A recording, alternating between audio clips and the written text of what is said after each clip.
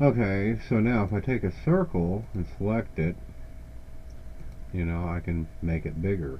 Now if you hit the tab key, it lets you switch between these. So in other words, this is the absolute size right here. This is the relative size, as you can see, that where that measurement's taken from. So I can hit 5 here, and it makes it 5 inches bigger than it was on the radius. Okay, now if I draw a line, let me turn ortho off, and let's just arbitrarily put it there somewhere, and let me go select it. Now, when you select it, you can see that I can tab, the overall length. I can tab that or that.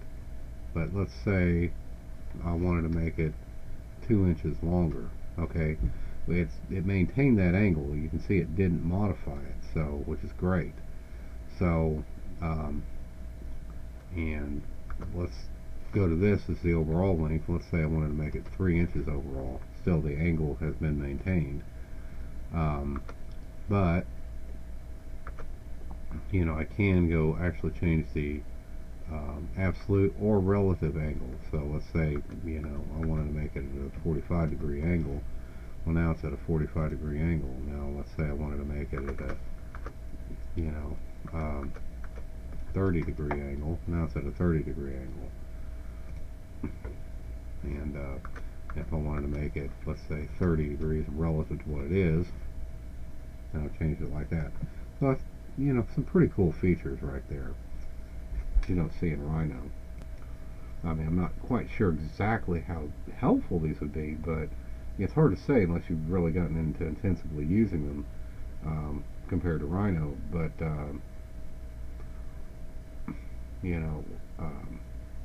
one of the things I say I do like about AutoCAD, even AutoCAD 2000, I like these grips being like they are. So I always thought they were kind of cool, even though Rhino's got something similar. Okay, and on grips too, if you select a grip and right click, there are menu commands that are specifically for those, including like mirror and so on and so forth. And I keep wanting to hit the shift key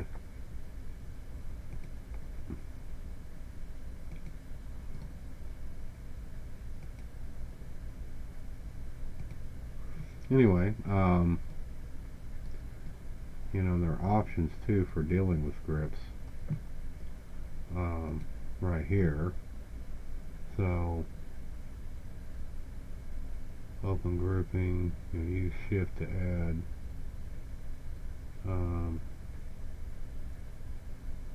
show grips within blocks, etc.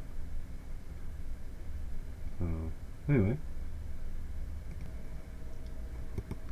alright, now copying, if you wanted to copy something, well, let me first change the diameter of this stupid thing. You can go here and, of course that moves it, but, you can hit the copy, okay, and, I could put these things here, just like this.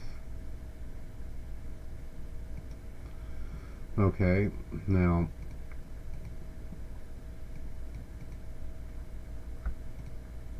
holding down shift. Now if I wanted to produce Control C, which is the Windows copy, it does copy to the clipboard, and I can produce Control Z.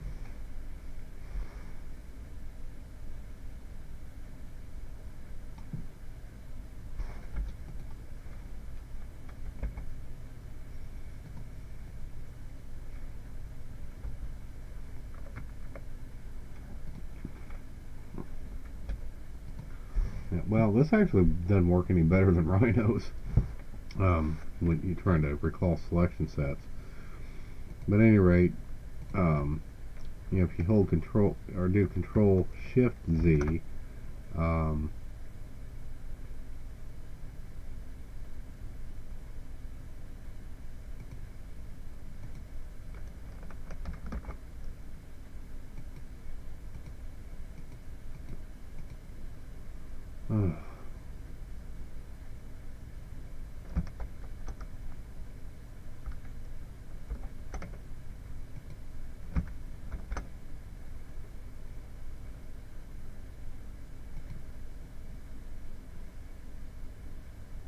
it's supposed to be able to copy it, but it's not working.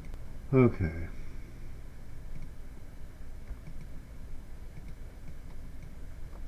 Anyway, and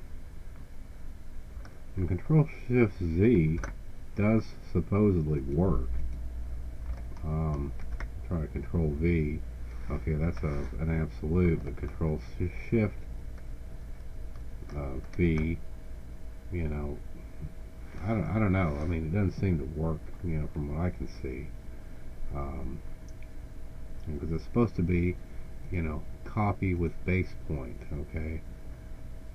Specify base point, but it was never asking me that, okay?